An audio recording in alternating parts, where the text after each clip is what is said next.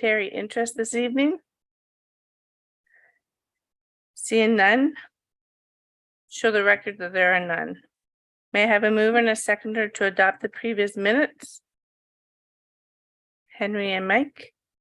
That the Committee of Adjustments minutes dated February 22nd, 2023 be adopted as presented. All in favor? Carried.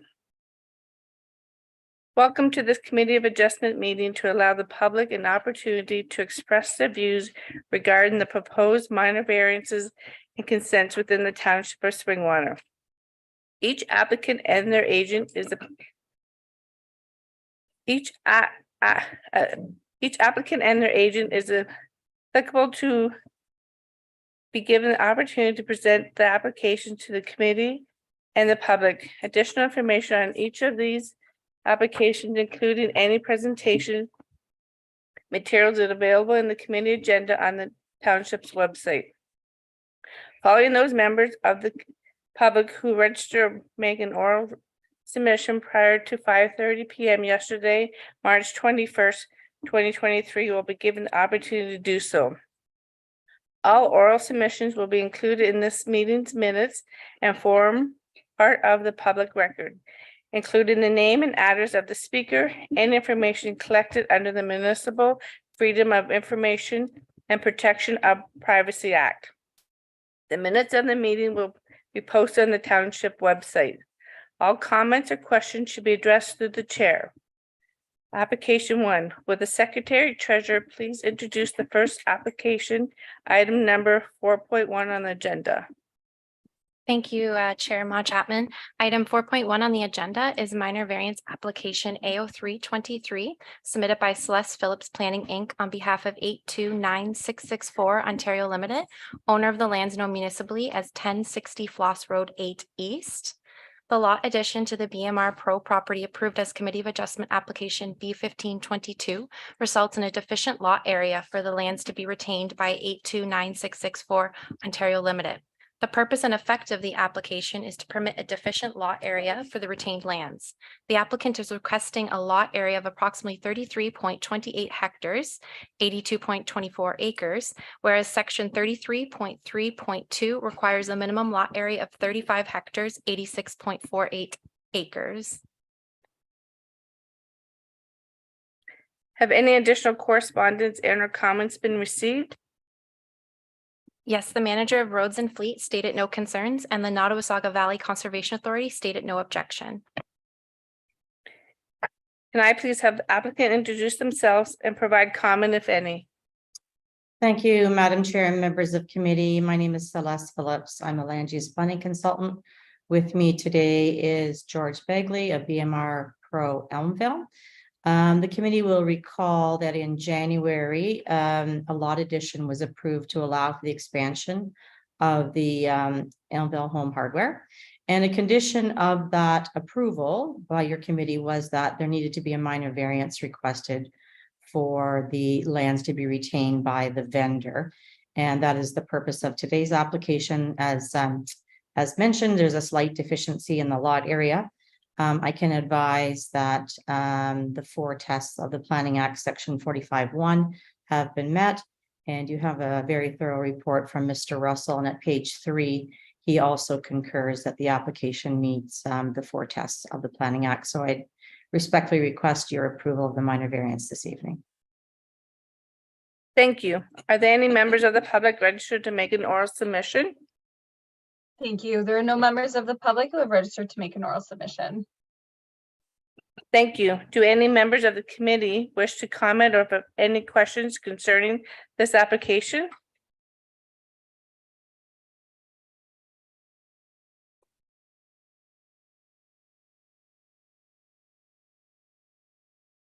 I see none. No. I have a, oh.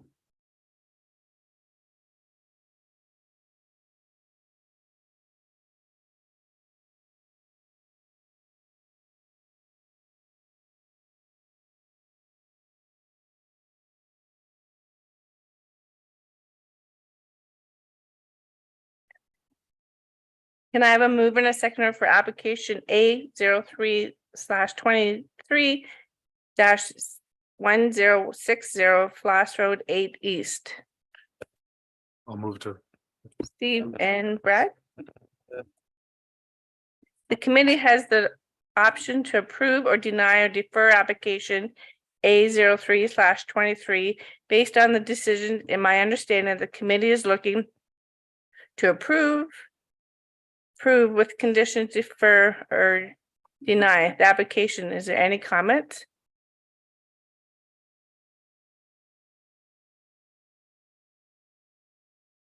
There are no comments by the committee. So the Committee of Adjustments, having given consideration to the applicable provisions of the Section 45 of the Planning Act, the official plan of the Township of Springwater, the characteristics of the land in question and the surroundings as addressed in planning report. The application dated March 22nd, 2023. The correspondence received and information presented at the hearing held on March 22nd, 2023, and the decision on this matter hereby approve application A0323 as applied. Committee members, are we all in favor? Carried. Thank you very much, members committee. Thank you.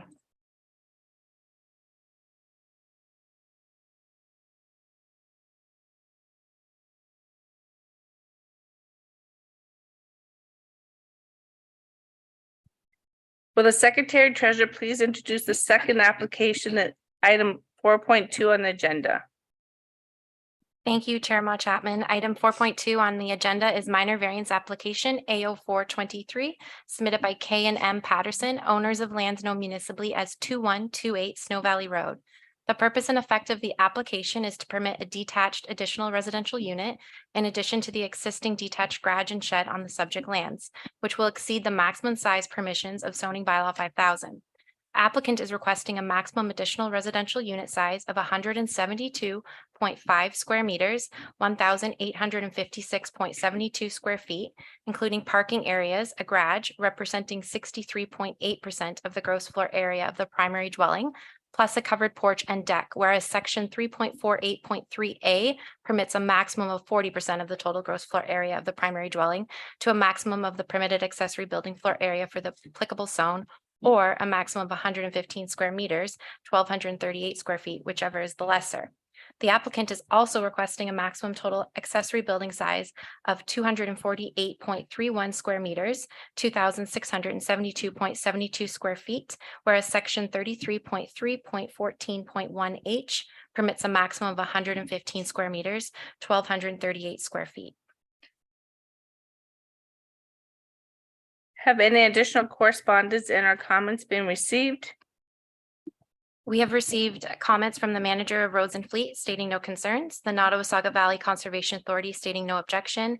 Jeremy and Danielle Evans of 2567 Vespra Valley Road expressed their opposition, specifically noting concerns related to the ARU negatively impacting the character of the neighborhood. And Mylan Sensick, sorry if I pronounced that wrong, of 2148 Snow Valley Road also submitted comments and objections, specifically expressing concerns about privacy and a negative impact to their property value. Can I please have the applicant introduce themselves and provide comment if any? Yeah, if you come up here and just state your name. And just turn on. It should be on, okay. Hello, Pull that down closer to, yeah. I don't have to lean forward really awkwardly. Thank you, members of the committee and Madam Chair. My name is Meredith Patterson and this is my husband Kyle Patterson.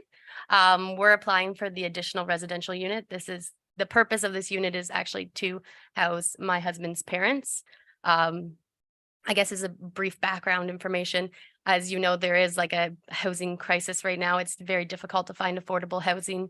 And for Kyle's parents to have a nice retirement, they had decided that it would be, or we have decided that it would be ideal if we added an additional residential unit to our property that they could live on to allow for more affordable housing.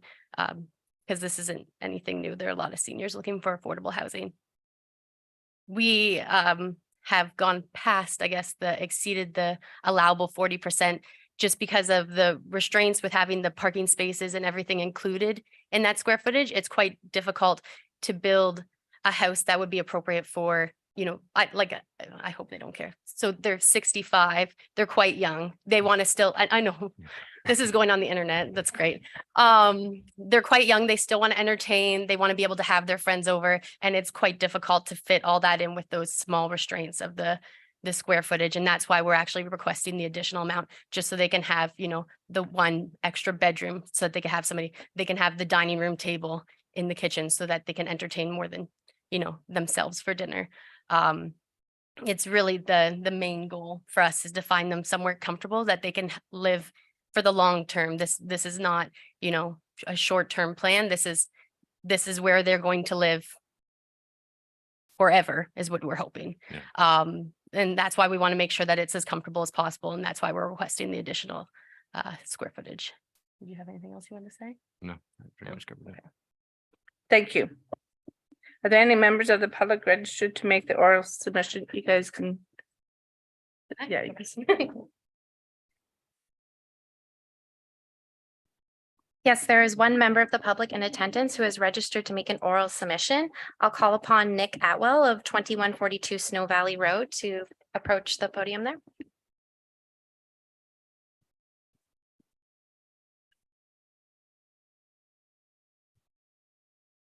Hello, everyone. Thank you, Madam Chair and committee, for allowing me the opportunity to voice my concerns to you tonight. My name is Nick Atwell. I'm the resident and homeowner of 2142 Snow Valley Road. That's the neighbor directly to the west of the applicant of the minor variance. And I'd just like to discuss a few concerns that I have regarding to this application. They are the size and scope of the proposed structure, the property value effects, privacy concerns, environmental impact, as well as the image of the neighborhood. So I'll start off with the size and scope of the proposal. And I guess first off, I'd just like to say that I do respect the bylaw and its provisions for allowing accessory buildings with residential units, but I do oppose the request for a very large increase to the permitted sizes within the bylaw. Referring to the applications and proposed drawings, the request of increase of size is quite significant and alarming. As per the report, the bylaw states that the maximum total area of all accessory buildings or structures on the property is 1,238 square feet. If approved, this property would have a total accessory building area of 2,672 square feet, which is more of twice the size of the square footage currently allowed within the bylaw. Secondly, the bylaw permits a maximum size of a secondary unit on this particular property to be 1,164 square feet. And they're proposing 1,856 square feet. So that's approximately 60% more than what is currently permitted within the bylaw. The proposed plans describe a covered porch and deck and large heated crawl space on concrete slab, all of which are not contributing to the square footage of the application, but do have an impact on the footprint of the structure. The decks are 27 by 6, 24 by 12, 34 by 8, 12 by 6. I do recognize that heated crawl space on concrete slab and several large covered decks and porches are allowable within the current zoning bylaws, but it does in fact exaggerate the size of an already significantly large structure, permitted size. In regards to privacy, I first want to describe quickly my property. My house is like the other properties on the west to this location, is much closer to the road than the applicant's. My yard is 1 acre in size. It's more narrow and angled slightly towards along the proposed site. My sunroom and deck currently look over trees and water that flows continuously into a small pond and then a larger small pond that is now mostly dried out. The proposed driveway location runs through what is now a large mature oak tree and ends at a double car garage. When sitting in my backyard or my back deck, we'd view lights and cars pulling into that 2-car garage. The site location kind of starts to the rear of my house and carries on for the structure carries on for approximately 50 feet. This will definitely affect my sense of privacy and my views. Two reasons: I uprooted my family to move to a more mature, settled rural neighborhood, which generally is not expected to be a residential construction site. To put it lightly, we would not have moved here if the house was there. In regards to property value, this is a value that I already taken a significant hit over the last year, along with an increase of interest rates. I reached out to 2 real estate agents. Both advised that the proposal would negatively affect my property value. One who has shared a letter here, describing 3 different scenarios he recently dealt with. He describes the contrast between privacy and having lost it, and a negative feedback of interested buyers when looking for privacy. One similar listing, he described a value loss of upwards of $100,000. I would also like to bring up environmental impact. The nature and the character it brings is one of the greatest things about living so close to the Minising wetlands. My family and I have viewed from our yard and sunroom so much wildlife: fox, deer, coyote, marten, wild birds, wild turkey, snake, frogs, flying squirrels. And last year, we even had a blanding turtle nesting in our yard. When I found the turtle laying eggs, I reached out to the NVCA, who connected me with a team that came the very next morning. They excavated 18 eggs. The hatchlings are currently held in the nature park until they reach the age of 2, where they will be returned and released nearby. Blanding turtle is protected on the Federal Species and Risk Act, and also endangered by the Committee of Statutes of Endangered Wildlife in Canada. Another reason we love our view is the privacy due to trees. We look at we've lost a few trees recently from the invasive gypsy moth and the invasive ash borer beetle, but we still have plenty of beautiful trees that we love looking at: oak, maple, walnut, locust, cedar, spruce, pine, birch, just to name a few. There's also a large mature butternut tree. The butternut is endangered species and is protected under Ontario's Endangered Species Act. I'd like to conclude and reiterate that I respect the bylaw and its provisions, but we are in opposition to the request made due to the location, and because the minor variance would create a house that is alarmingly excessive in size compared to what is currently accepted, contributing to many negative impacts, which my family and I cherish. I respect the homeowner's right to construct secondary accessory buildings on their property. I respect that. However, if there's going to be an exception made to the current bylaw, it should be done in a way that doesn't, it's not done at our expense. That's all I have to say. Thank you very much. Thank you. Can I have a move and a seconder for the application A04/23-2128 Snow Valley Road? Pardon?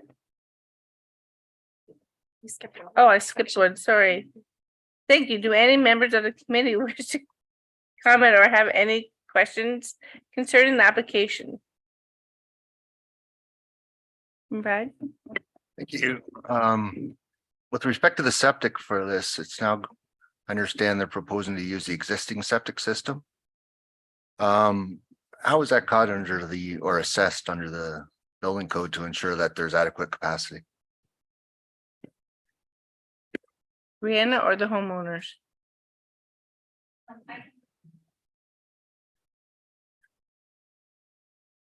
Thank you, Chair Ma Chapman. The applicant will be required through the building permit process to also ensure that there's adequate servicing, and if that requires any upgrades or a new system, that will be dealt with through the building permit and septic permit process. I will ask that perhaps the property owners would like to add something to that, though. Do you want to come, do you have a Just for the septic, we actually fully plan on putting in a new septic because we realized that the one that was put in was created for our 1 residential unit. So we have the plans already to put it in. It's just we haven't moved forward because we were kind of waiting for this. Thank Thank you. you. This came up in a couple of applications. so Yeah, no, fair. It's not specific to yours, but thank you. Steve? Thank you, Madam Chair, through you to the applicants. So just before we step away from the septic system question, so be one system to service both unit, like the main dwelling as well as the accessory unit? Okay. Yeah, we've been in contact with somebody that they made a plan for it to be one larger septic system. And water, servicing of the water, well- Well, we're on city water. so it'll be separate. Okay. So a couple more questions, Madam Chair. Has there been any consideration for a garden suite or granny flat instead of building a larger accessory dwelling? So the only problem with the granny flat is when we were told about it, it's that it's a temporary structure for 10 years and that would not work for us because that only takes them to 75. And then the expectation is at 75, we ship them off to a retirement home. We don't know what the housing crisis will be like that. I'm not trying to be rude. I hope that doesn't come off aggressive. It just, you know, they're quite young and we're planning on like a long-term plan that will work for us. Through you, Madam Chair. Yeah, it's good for more than 10 years, good for 20 years. And you can apply for extensions in most municipalities to extend that. But yeah, there is a separate zoning process you have to go through for a temporary use. My next question, Madam Chair, is just to staff, just through OPA 61 that the township passed, which allowed for the additional units. If down the road, this particular property wanted to put a basement apartment in the main dwelling, which would then bring it up to 3 units, they wouldn't be permitted to do so, would they?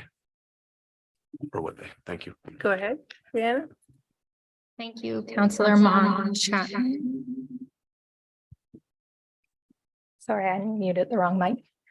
Thank you, Chair Mon Chapman. Through you to Member Farquharson. My understanding is that there could be potential for a basement apartment in this property. However, we would have to determine that through a proposal. At this time, the township's policies do allow for one attached and one detached accessory dwelling, but you cannot have 2 of both. However, I believe the province is actually pushing for an increase to that as well. Follow on. Yep, thank you, Madam Chair. Yeah, the province is pushing additional housing, as the applicants indicated. There is a housing need for additional housing stock, and Bill 23 and Bill 109 and Bill 108 and a bunch of other bills the current provincial government is passing is definitely encouraging that, and sometimes it leaves the municipalities handcuffed and we have no say in permitting those. So I do understand the applicant's need for this. I think I'd like to see it a little bit smaller. I think the size is a little bit big in terms of comparing it to the existing dwelling in that percentage. But I do understand and I appreciate the needs that the applicants are trying to achieve here to provide that assistance to their parents. Thank you. Any other questions from members?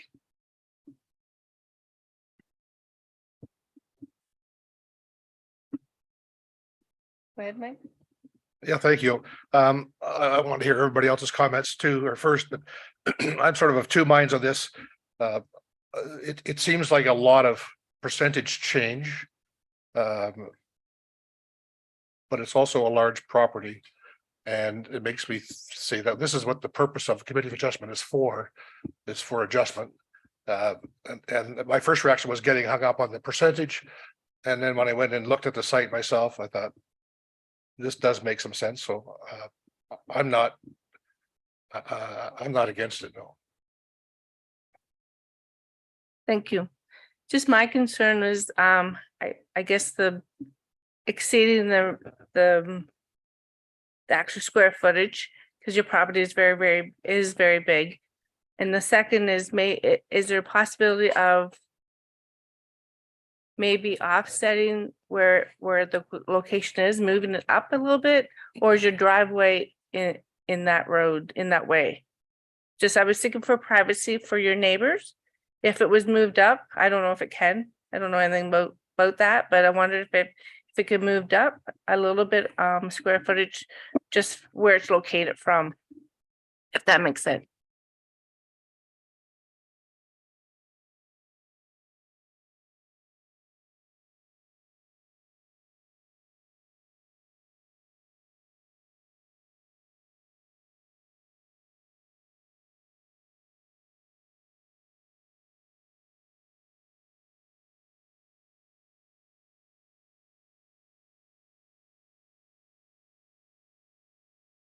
That, and we're very aware of those trees to try to almost make it look a little bit nicer. That's why we had chose to offset it backwards. We put to it be back honest. to behind the drip line for those trees, specifically with the hope that we can keep those trees there and then It'd have be the m- secondary more aesthetically appeasing, to be honest, for people going past. And I know there are big comments from people in our neighborhood about how much they love those trees. So we were really aware of trying to keep those trees there is why we actually chose to push it back. We had talked to like arborists and everything about how we could protect those trees.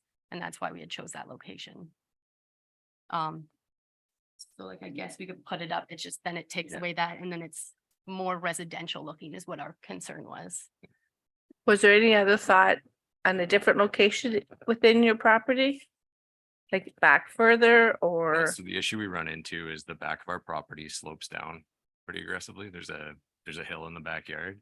And then outside of that, there's a spot on the other side that's not as ideal, just moving like gas lines and all that stuff.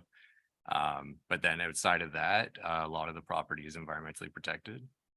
So it kind of restricts where we can put the property, like put the building. Yeah, we tried to stay away from all those like watershed concerns and all those boundaries. Yeah. And that's why we chose the one side, because the other side, the one side, like the west side that we chose, it's a lot wider. So it allows like more room between buildings, where if it goes on the east side, then it's a lot closer to that house on that side. And we thought it would just, we were trying to be nicer, to be honest.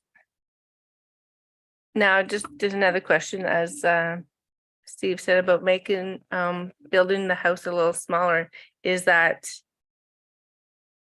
any, and I don't know the words I'm trying to think, is that any part of your plan? Could it be smaller? Could it be more provisions? That's something we could look into. Like, I suppose the concern is then like how much smaller, like to know like how much would be the difference that we'd have to drop it down. Cause as I said, like, we're just trying to make it like comfortable. I understand that people live in smaller spaces, but we were just trying to make it nice so that they could have like the opportunities that a lot of people do at their age, you know what I mean? So to be honest, the design process isn't just us, it's an open dialogue with us and his parents, because we're really trying to make it a nice space for them. Yeah. So I suppose it would depend on the amounts that you're requesting.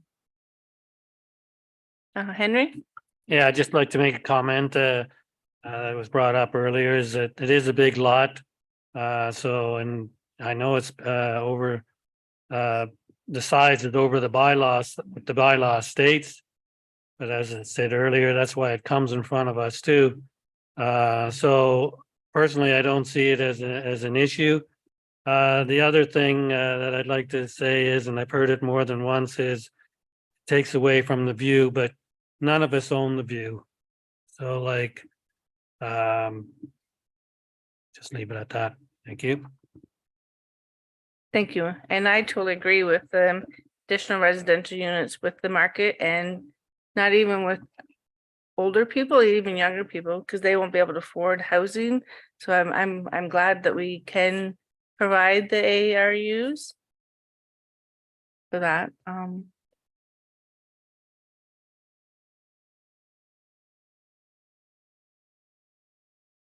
I just had just to see if we're in Henry. I'd like to make a motion that we accept the proposal. With the stipulations that are written beforehand. Committee has the option to approve subject to condition. I'm the right one, right? Yeah.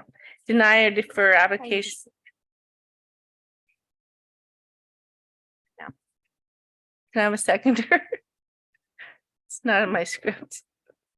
Brad?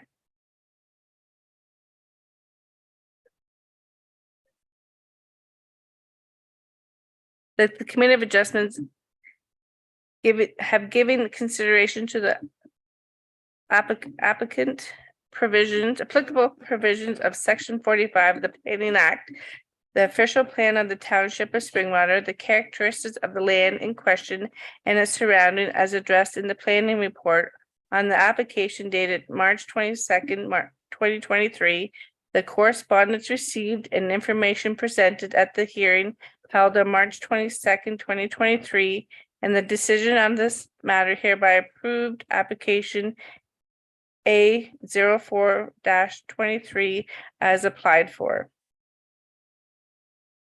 All in favor? Carried. Thank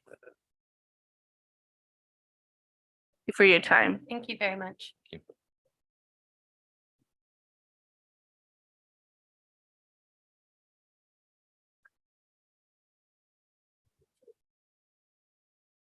Application number 3, will the secretary treasurer please introduce the next application, item 4.3 on the agenda?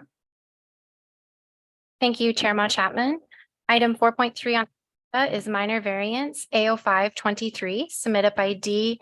Burringcombe on behalf of Springwater Golf Course, owner of lands known municipally as 1381 and 1481 Golf Course Road. The purpose and effect of the application is to permit the partial replacement of non-conforming use, single detached dwelling with an increased usable floor area, height, and volume, whereas section 3.28.4 of the zoning bylaw requires any replacement of a non-conforming use to be in the exact location with no increase in height, volume, or usable floor area. Have any additional correspondence and or comments been received? The manager of Roads and Fleet stated no concerns, and Nottawasaga Valley Conservation Authority granted conditional approval pending the information requested under natural hazards regulatory is provided. Can I please have the applicant introduce himself and provide comment, if any?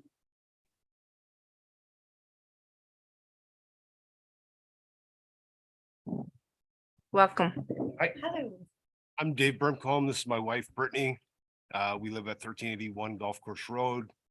We just want to redo the left part of the house, make it a little bit bigger. We have 3 kids at the house now. The house isn't obviously big enough. The house is very old.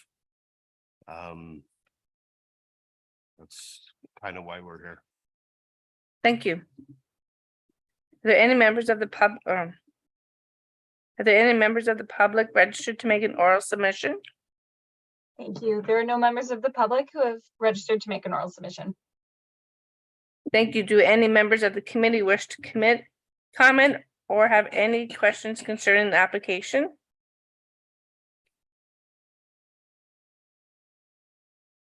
Can I have a mover and a seconder for application A05/23-1381 Golf Course Road? Brad and Steve. Yeah, you can sit if you want. The committee has the option to approve, subject condition, deny, or defer application A05/23 based on the decision and understanding of the committee. If looking to approve with conditions, defer or deny the application. Any comments?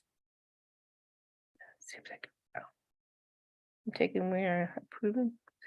The Committee of Adjustments, having given consideration to the applicable provisions of Section 45 of the Planning Act, the official plan of the Township of Springwater, the characteristics of land in question and its surroundings as addressed in the planning report on the application dated March 22nd, 2023, the correspondence received and information presented at the hearing held on March 22nd, 2023, and the decision on this matter hereby approve application A05/23 as applied for. All in favor? Carried.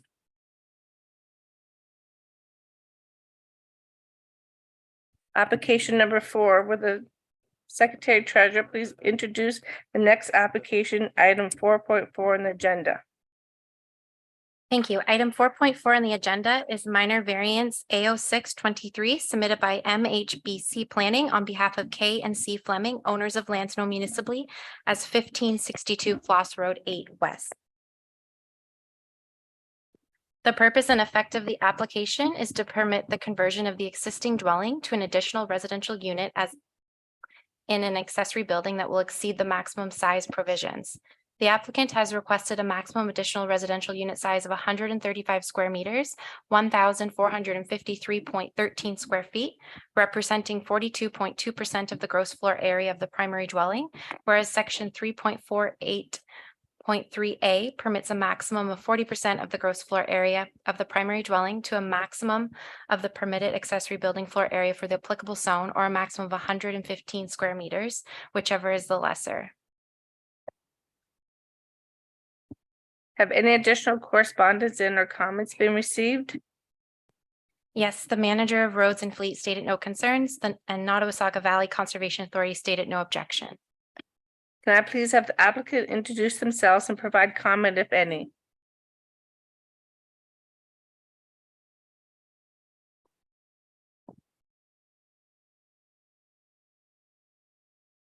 Thank you, Madam Chair. Thank you, members of committee, for having me here tonight. I'm Patrick Towns. I'm a land use planner with MHBC Planning in Barrie. I'm here representing Kevin and Cindy Fleming, who are in the audience tonight. Just start off, as always, we appreciate working with staff through the process. We agree with the recommendations contained within the staff report. Just a bit of history here. The owners constructed the new dwelling, which is shown in the background of the photo on the screen here. At the time of construction, the additional dwelling unit policies were not in place, so they entered into a temporary agreement to keep the existing house for 3 years with the hopes of those policies and regulations being approved. So today they have been approved. So it's more of a legalization of an existing building in this case. So the existing dwelling, the older dwelling, is located at the front of the property. And as mentioned before, you have a sliding scale of size. So you have a maximum gross floor area of 40% of the dwelling to a maximum of 115 square meters. So in this case, the lesser is 115. They're applying for 135. Just to convert that into square footage, it's about 215 square feet over. So about the size of a bedroom in terms of overall scale. We've reviewed, we confirm that the variance meets the 4 tests. It's important to note that the proposal meets all the other requirements in the zoning bylaw: parking, setbacks, lot coverage. The property is very large, so it maintains character. It's surrounded by trees, no impacts on surrounding neighbors. So we do believe it represents good planning. We agree with staff's recommendation, and we're here to answer any questions. And maybe just add, based on the last question, each of the dwellings have their own septic system and they share well, and that's been reviewed at building. And again, we're dealing with an existing situation, and it's more of a legalization rather than permitting a new building in this case. So it meets the intent of what the province is trying to do. It's a slight overage in what's permitted. And again, we agree with staff's recommendation. So thank you for your time. Thank you. Do any members of the committee wish to comment or have questions concerning this application? Could I have a move and a seconder for application A06/23-1562 Flash Road 8 West? Stephen Henry.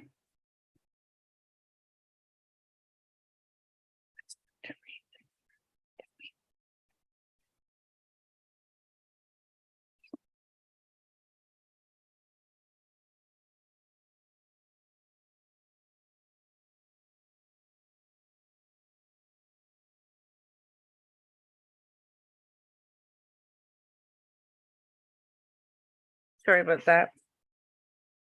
That the Committee of Adjustments, having given consideration to the applicable provisions of the Section 45, the Planning Act, the official plan of the township Springwater, the characteristics of land in question and its surrounding, has addressed in the planning report on the application dated March 22nd, 2023, the correspondence received and information presented at the hearing held on March 22nd, 2023, and the decision on this matter hereby approve application A06/23 as applied for.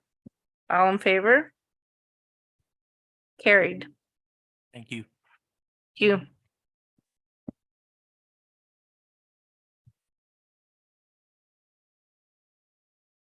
Application number 5 with Secretary Treasurer, please introduce the next application item number 4.5 on the agenda. Thank you, Chair Ma Chapman. Item 4.5 on the agenda is consent applications BO423 and BO523 submitted by S. Morley, owner of lands known municipally as 3158 Highway 26. The purpose of the application is to sever and add 0.23 hectares, 0.58 acres of land area from 4567 Horseshoe Valley Road West and 1.23 hectares, 3.03 acres of land area from 3118 Highway 26 to a residential parcel located at 3158 Highway 26 through the boundary adjustment consent process.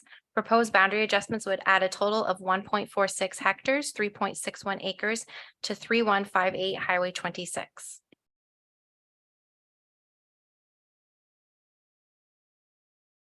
Have any additional correspondence and or comments been received? Yes, the chief building official stated no objection. The drainage superintendent stated that the property is not assessed into a municipal drain. The manager of road and fleet stated no concerns. MTO stated no concerns as long as access to the sites are still separate, and Hydro One stated no concerns. Now, can I please have the applicant introduce themselves and provide comment, if any?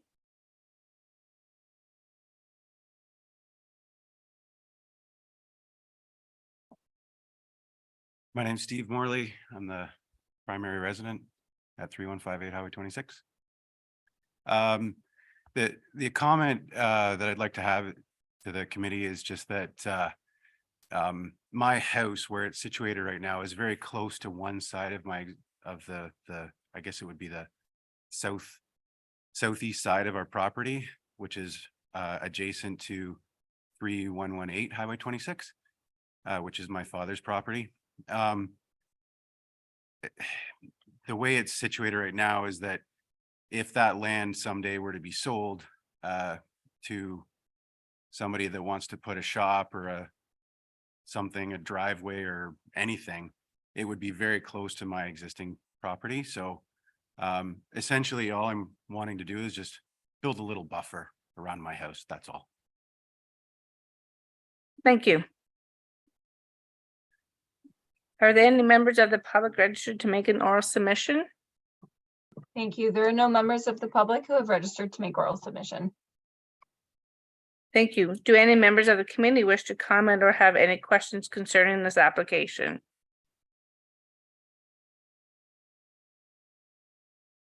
I see none.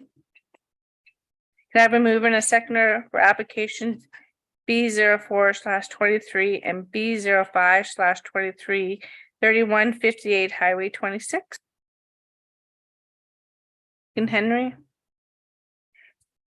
The Committee of Adjustments, having given consideration to the applicable provisions of sections 53 of the Planning Act, the official plan of the Township of Springwater, the characteristics of the subject land and its surrounding, has addressed in the planning report on the subject application dated March 22nd, 2023, the correspondence received, the information presented at the hearing held on March 22nd, 2023, and the decision on this matter hereby approved of the application and applied for, subject to the following conditions: that the applicant meet all requirements, financial or otherwise, of the municipality.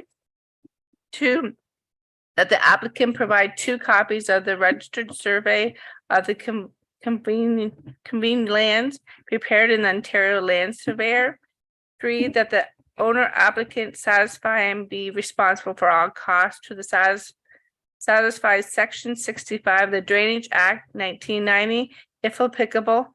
And 4, that the convened lands from 4597 Horseshoe Valley Road West and 3118 Highway 26 be merged with the benefiting lands known municipally of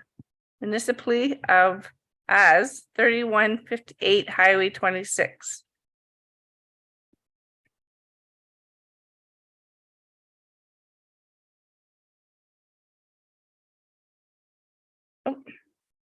All in favor? I missed that. Carried. Thank you, Mr. Moore.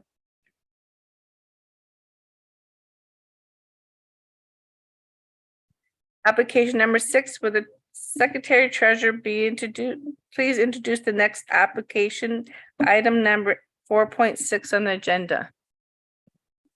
Thank you, Chair Ma Chapman. Item 4.6 on the agenda is consent application B0922 submitted by MHBC Planning on behalf of Rivera Long-Term Care, Inc., owner of the lands known municipally as 27 Simcoe Street.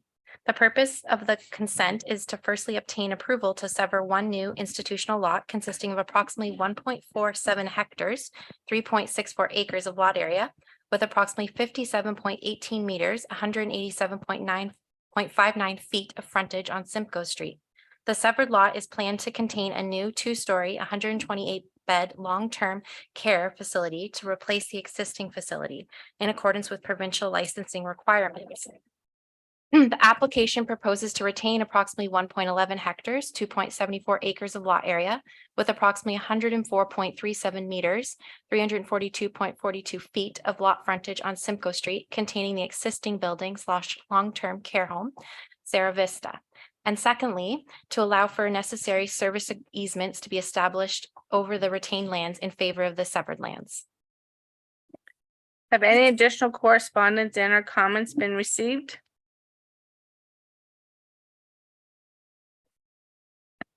Thank you. Yes, the chief building official stated no objection. The drainage superintendent stated that the property is not assessed into a municipal drain.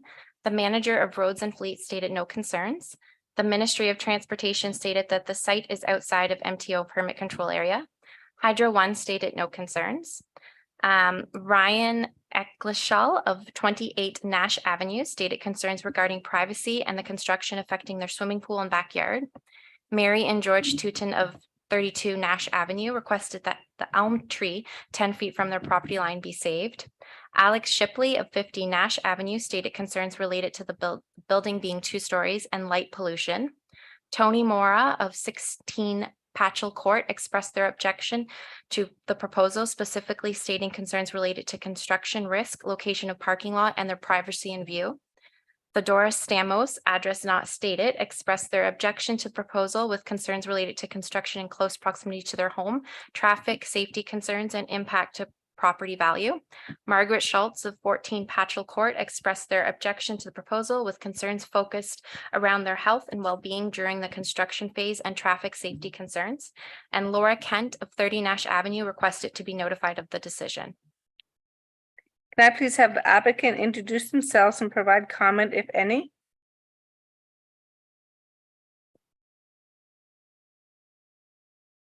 Good evening, Madam Chair. Good evening, members of the committee. My name is Denise Gallen. I'm the representative of Rivera Long-Term Care.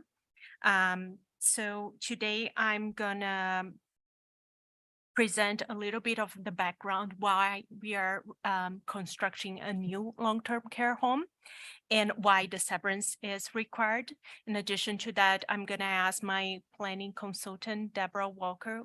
She is virtually, and she is going to give a little bit more details and insights on the planning matters. So the existing Sarah Vista home was built 40 years ago. So the building is very outdated, let's say, and it's not able to be renovated to accommodate the new Ministry of Long-Term Care requirements. So the existing home as of now is operating instead of 60 beds with 46 beds only because of the requirements. In addition to that, this home is considered a C-type home, meaning that the building no longer fits the standard from the Ministry of Long-Term Care. The licenses related to this building will expire in June 2025, and that's why we are bringing forward the redevelopment of the new home. So the new home back in December 21, we received new bed license, the 128 new bed license for the new home. As I mentioned, the existing home will not be able to accept this capacity. So the only way to accommodate is doing a new home. The bed license was awarded in a way that we need to build on the same site. That's why we are coming forward to require this severance tonight. It's very important to state that this new home will not only replace the existing 46 beds that we will be losing on the old home, as well as providing a significant amount of additional beds for the community. As of now, we know that the long-term care is under also a crisis and deficiency. And as of now, the waiting time for getting one bed is between 134 days to 265 days, depending if you are in a hospital or in a community. Our home, existing home alone, has 190 bed seniors in a waiting list for a bed. So that's why we are bringing forward this project today. We are working, as I mentioned, on a very tight timeline. The new home needs to be building and operational by summer 2025 in order for us to relocate the seniors on the existing home to the new home. So that's why on our timeline, we have to have building permit in hand in June this year to begin construction by July. Construction will take between 20 to 24 months. And that's why we are here today. Okay, I'm gonna give, if Deborah is online, she's gonna give a little bit more detail on the planning side. Hi, okay, my video is not working, but thank you, Denise, and good evening, committee. Oh, it is now working. There we go. Good evening, committee members and those attending this evening. I will try not to reiterate too much of the staff report, but really staff have done a great job in the staff report that details the consent application. So I'm going to focus my presentation on providing a little bit more clarity around why the consent application is needed. And I will also try to address some of the main comments that have been expressed by some of the neighboring residents as well in the submissions made to date. To be clear, so the application before committee this evening is to determine whether the land should be severed as proposed. Site plan approval will address a number of the comments and details of the proposed development. And as noted in the staff report, the land use is already a permitted use under the current zoning. So why is the severance needed and why does it represent good planning? So the new long-term care home on the proposed severed lands, so I'll call that the southern portion, will eventually replace the existing Sierra Vista long-term care home on the proposed retained lands. This allowing for the continued and enhanced supply of long-term care housing in the community. The owner of the new long-term care home will not need or want the excess land identified as the retained lands to the north, with the exception of the 2 easements that will run over the retained portion to allow for the new long-term care home to connect to existing municipal services.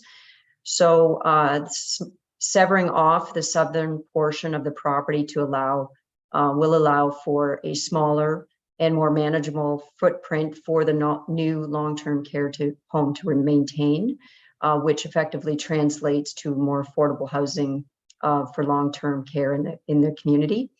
Once residents are transferred into the new long-term care home, no use is proposed at this time for that building.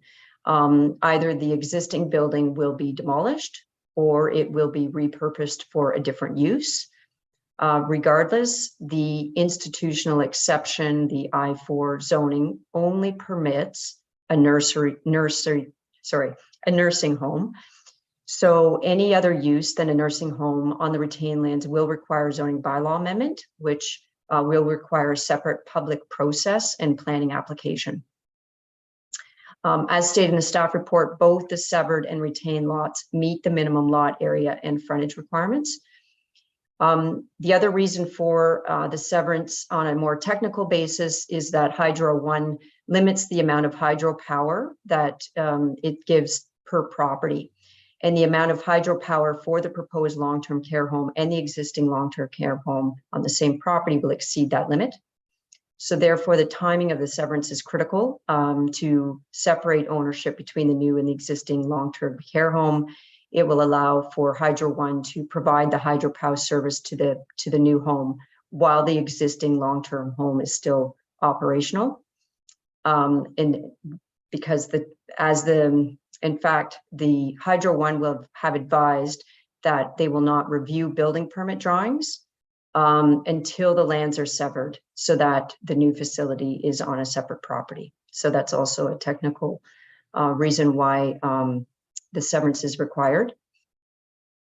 The the main comments from neighboring landowners relate to the first one I'll address is lighting. So detailed lighting plans have been submitted as part of the site plan approval process and are currently being peer reviewed by experts retained by the township. External lighting for walkways and parking areas, we are working with the township to meet their requirements. Lighting in a community like this, it's always finding an appropriate balance between safety and also having regard for dark sky and any potential impact on surrounding residents. So to mitigate this through the site plan approval, will dictate which light fixtures will be required, the types of lights to be used, where they are to be located, and how many. And they model how much light will be generated to ensure that excessive light does not spill beyond the site to the sky and other onto adjacent residential areas. In terms of interior lighting, the interior lights of the home will, I understand, would be dimmed during the night. And the Ministry of Long-Term Care the Ministry of Long-Term Care does require that certain corridors, etc., do have minimum illumination for safety and emergency purposes. However, the corridors do not face the exterior of the home, and the windows on the exterior will have blinds and curtains. In terms of height and setback, we want to make it clear that we are not seeking any relief to setback requirements that are already in effect, the maximum building height or maximum lot coverage. So the maximum building height, for example, is 11 meters. 2 stories are permitted as of right. And the proposed facility will be 8.2 meters. So almost 3 meters less than what the maximum would be. And the maximum lot coverage permitted outright is 40%. And the existing long-term care will be 16.3% once on the retained portion on the north, and the proposed long-term care will be 21% lot coverage on the south portion. In terms of the side yard setback is 4 meters. So on the south property limit, 4 meter minimum is required. And we are proposing about 5 meters. The rear yard is 10.5 meters, and a portion of the building will meet the 10.5. We won't be exceeding that. And same with the front yard, we are well beyond the 6 meter minimum. In terms of construction noise, dust, timing, Revera does work with reputable professional construction managers that will employ proper management plans for construction. They will make sure that all construction is following the WorkSafe Ontario Building Code and the township's noise bylaw requirements that do limit sound levels and times when construction is permitted. And the existing long-term care home, we note in this case, will actually continue to be operating and functional during construction. So mitigation will be put in place to protect senior residents living within the existing building. When Revera applied for the consent application, they also applied for site plan approval. So we have been receiving and responding to initial comments on site plan. We recently received some comments back that are more technical related to engineering that we are confident we will be able to address those remaining comments. So with that, I thank you for the opportunity to provide any additional comments, and we're here to answer any more questions requested from committee. Thank you. Are there any members of the public in the audience who have registered to make an oral submission? Yes, so we have 9 members in total from the public who have registered to make an oral submission. And we are supposed to have 5 of those here with us tonight in person and 4 members who are attending virtually who would like to comment. So at this time, if Dane Kent of 30 Nash Avenue is in the audience, if I can please have you address the committee with your questions or concerns. Good evening, everybody. I'm curious as to why the building is going to be set so far back. Like, I don't know why we need a 20-meter wide parking lot that backs onto the trees that are at the old folks home now. Like, it looks like that the corner of the building is only going to be 11 meters from our house or our property line, I guess, which is designated as vacant land on the drawing we received in the mail. Yeah, I'm just curious why it's set so far back. Thank you. Sure. So I can talk about that. As I mentioned, we need to keep the existing home fully functional until we build the new home. And that's why the way the lot is, the existing home is set and where the easements are right now, that's the only space we have to accommodate the new home. Because of the province design guidelines regarding long-term care, unfortunately, we cannot accommodate the home in any different way than we've done. Regarding parking lot, we are meeting the minimum requirement by law regarding parking lot. And also from our experience is the number of parking that is sufficient for the home to fully function. Thank you.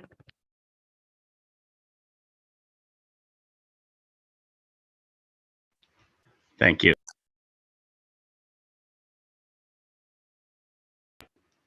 I just have another question too, if I may ask. Go ahead.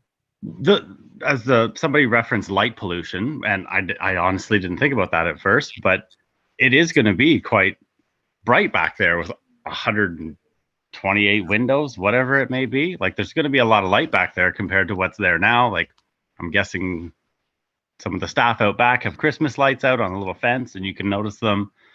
Recently, the township put in an LED sign coming into town, and you could see the glow. Like, it's so obtrusive, the LED light. I really hope that we get some sort of input on the light. Like, it's great that somebody needs to approve that it's safe, but maybe if you could let some of the residents have a look at what kind of lights you're looking at putting in, maybe come door to door. Thank you. Does Ms. Walker or do you still have a comment? Yes. As Deborah mentioned, we are complying with the guidelines, the city guidelines. What we are building is not a hospital, it is a long-term care home, which means is a home. During the night, the lights will be dimmed or ceased at all. As we mentioned, some corridor in many areas will have to have a minimum lighting due to the ministry guidelines. But besides that, it's like a common home.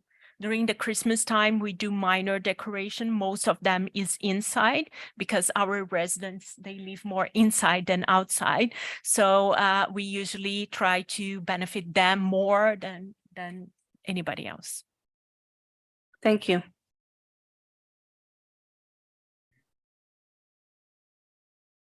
Staff, go ahead. Thank you, Chair Maude Chapman. I just wanted to note that there is also external lighting proposed. However, through the site plan process, as Deborah had mentioned, they are going through the review to hopefully protect that dark night sky, but also meet minimum safety standards for both the staff and the elderly who will be there. Thank you, Brianna. Go ahead, Steve. Madam Chair, just some of the comments that are being made. It's important to note that this application is for consent. And we're not looking at design of a building where the parking layout is. That's not part of the application that's before the committee today. So I do want that we should we should be cautious on when we're making our decision, that we're looking at the application before us, which is the consent application as well as the applicable easements as well. The design elements that can be handled through the site plan process, which, as the staff report outlines, is currently being reviewed by staff. Thank you. More comments? Thank you, Chair Chapman. At this time, I would like to call upon Theodora Stamos. If you are in attendance tonight, if you can approach the podium and state your address, please, for the record.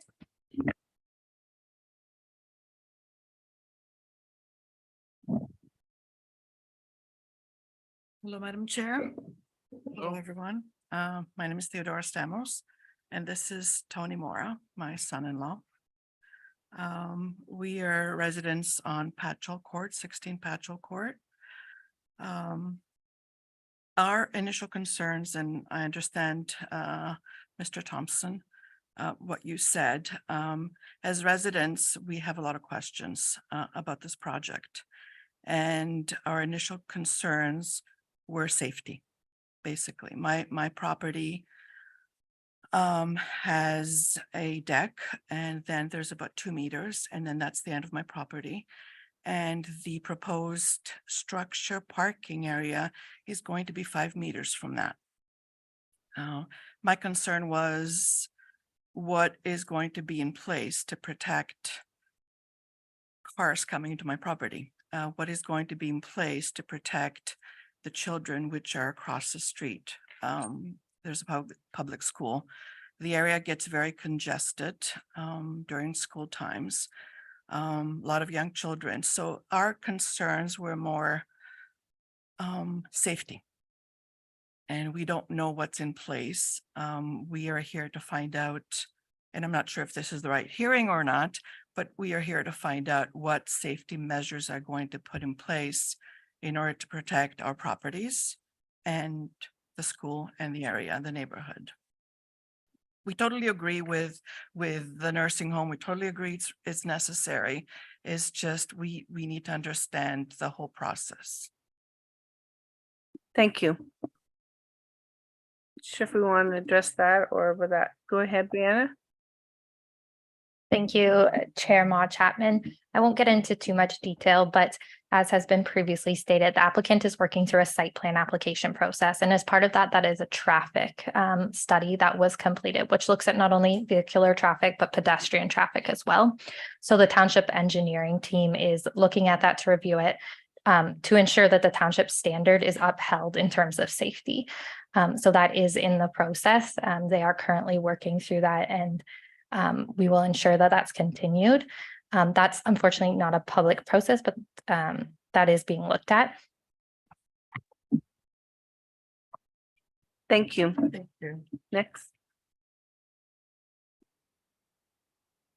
Thank you. I will now call upon Margaret Schultz of 14 Patchell Court. If you are in attendance in the audience tonight, if you can approach the podium and address the committee with your questions or concerns. Thank you.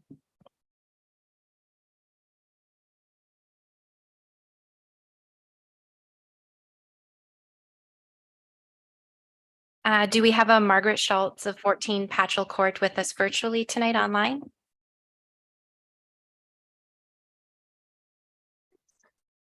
Hi, I don't see her on my end here. No. Thank you. In that case, I will jump to Jason Devi. Can you please state your address for the record and approach the committee, please?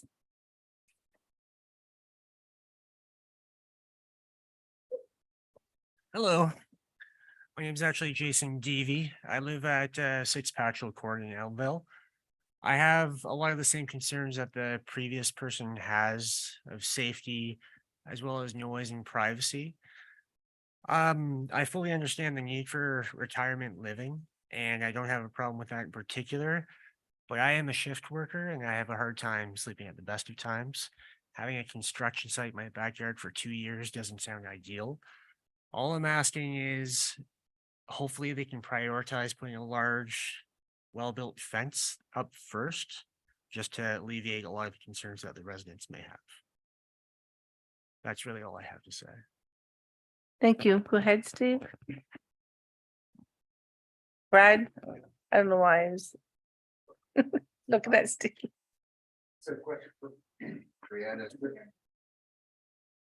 Was on, sorry. Just a question for Brianna.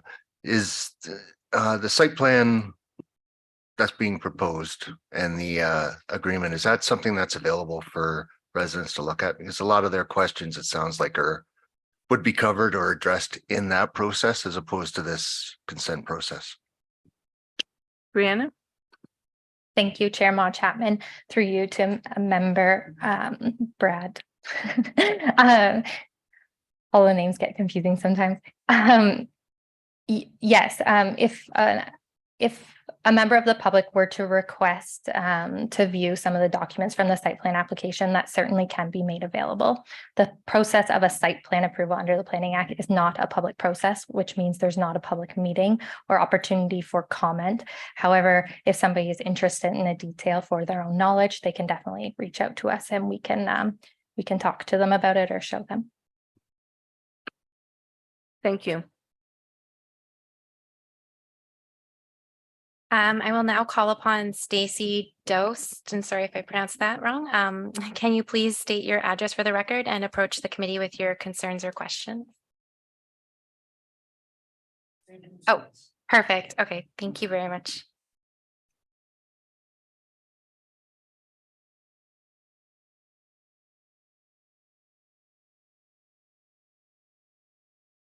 Moderator, do you have anyone who'd like to make a comment? Yes, so I do have 3 here. I will call again upon Laura Kent. I do see that Dane Kent made a comment, so I just want to see if there's additional comments because she did register to make the oral submission. So Laura, if you have additional comments for us tonight. No, all good. Thank you. Thank you. Wonderful. So second, I've got Sarah and Tyler Donnelly of 36 Nash Avenue. You may now address the committee with your questions or concerns.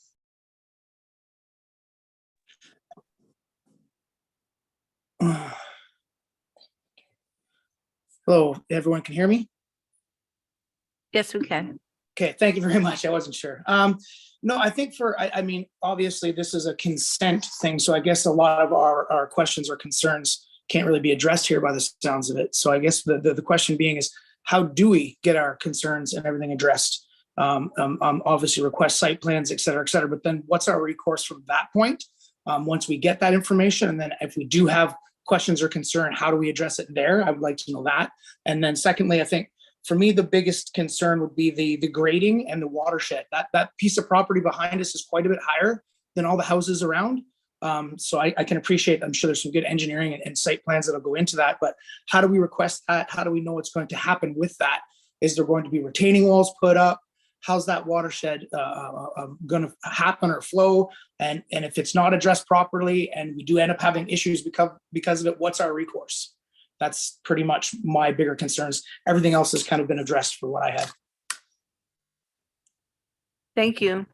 Brianna, do you have any comments on that? Thank you, Chair Ma Chapman. Yes, so as I mentioned, the site plan approval process is concurrently happening to this application. Through that process, a number of technical studies, site plans, reports are submitted. That is under the Planning Act, not a public process. The public is certainly welcome to view the file as is required under the Planning Act. However, if we receive any comments, we will relay them to the developer or Riviera in this case. However, there's no a formal requirement for public consultation. The use is permitted as of right in the zoning, and they're not looking for any changes to the height. We will ensure through the site plan process that they meet any township engineering standards or guidelines. There will be a site plan agreement in place that Riviera will be contracted to uphold on their end. So if, for instance, something isn't constructed to the engineering standard agreed on, then the township would have recourse through that agreement. There'll also be securities generally tied to those agreement, which will be held until the township is satisfied that all engineering aspects are met to our standards. Thank you. Next comment. So we have Tony Palmieri of 18 Patchel Court. You may now address the committee with your questions or concerns. I only have one question. On the southeast corner of the site, you have underground storage tanks. Can you elaborate on that?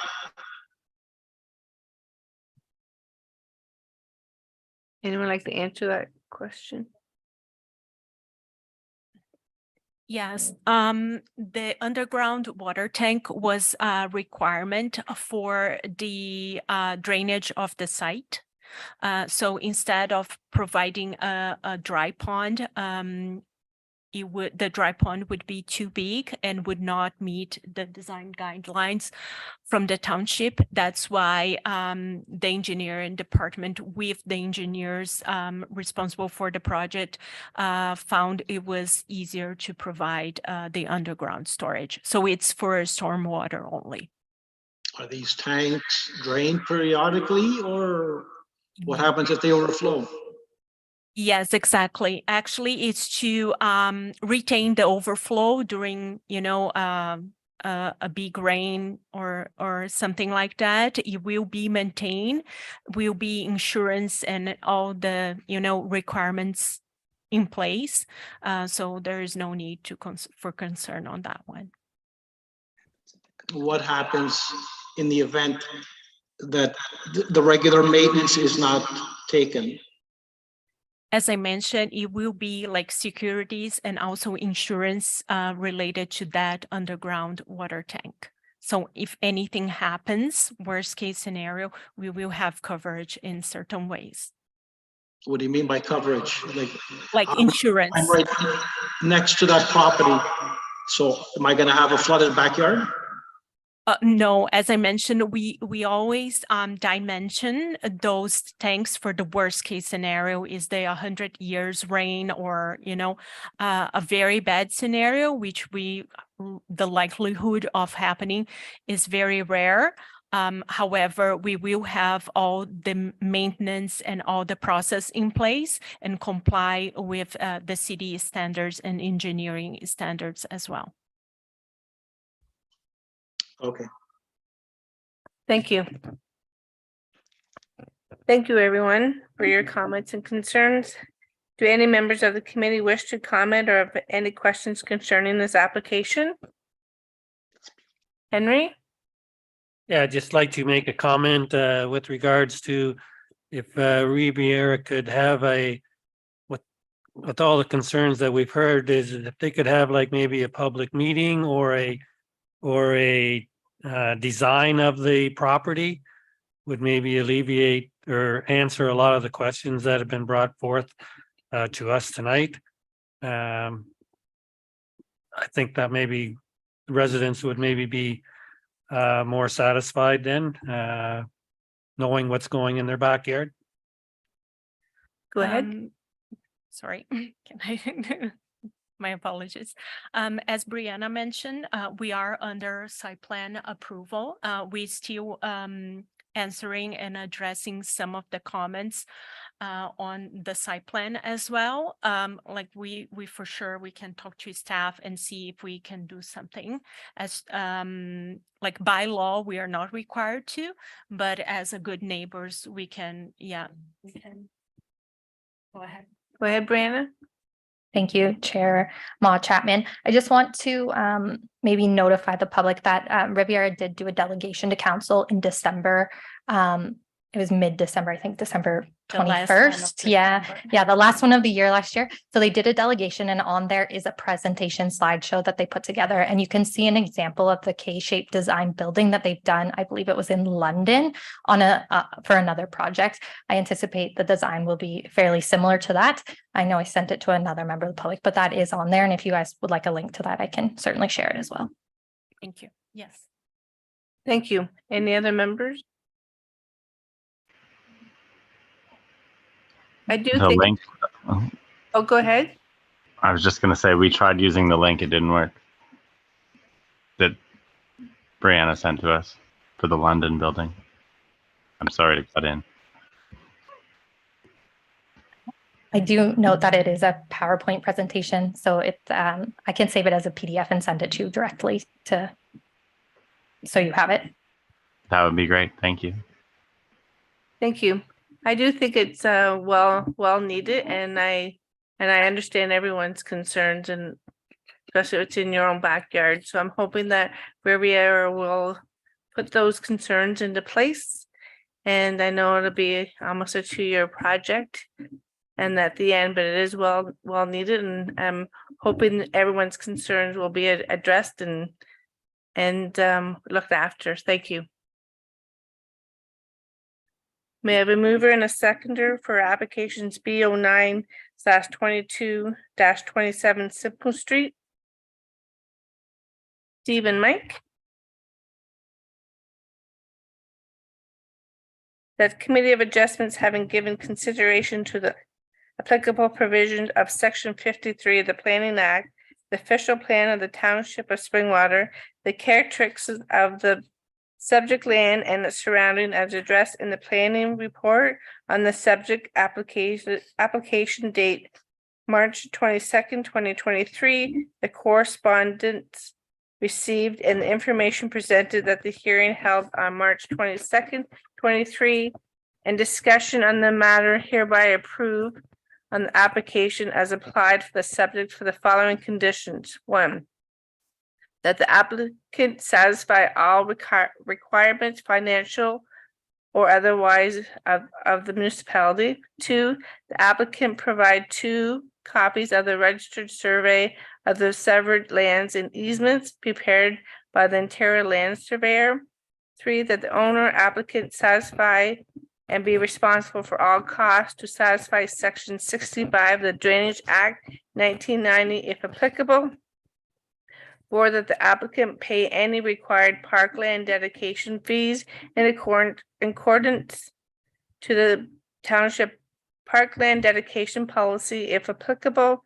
5, if the applicant establish a hold H provision of this retained lands to limit the future use of the existing long-term care building until such time as the servicing capacity is confirmed. And 6, that the applicant establish the necessary servicing easement over the retained lands in favor of the severed lands to the satisfaction of the township and provide copies of the draft deeds identifying said easements. All in favor? Carried.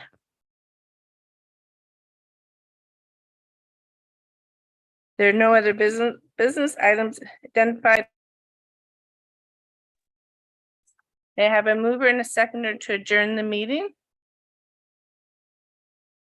Henry and Mike, that this Committee of Adjustments meeting held on March 22nd, 2023, that does now adjourn at 7:32 p.m. All in favor? Carried, and apologize again for being late.